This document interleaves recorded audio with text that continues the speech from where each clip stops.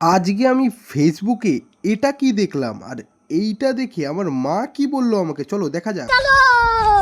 প্রথমেই আমি শুয়েই ছিলাম, মানে কোনো কাজ ছিল না বলে। হঠাৎ করে ফেসবুকে দেখলাম, ভাই এটা কি, এ কি ফেসবুক খুললাম নাকি ডিসমি ছিলেন, সবাই কার্টুন হয়ে গেছে। এইটা দেখে মাকে জানাতে গেলাম, আর মাকে গিয়ে বললাম, ও মা এই ফেসবুকে সবাই কার্টুনের মতো ফটো তৈরি করছে, তুমি জানো?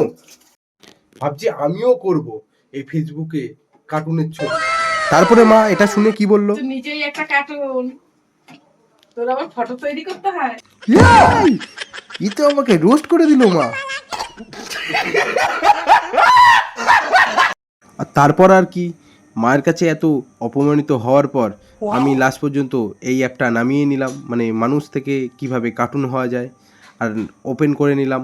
আর কালকে তোমাদের আমি দেখাবো যে মানুষ থেকে কিভাবে তুমি কার্টুন হতে পারবা এই অ্যাপের দ্বারা।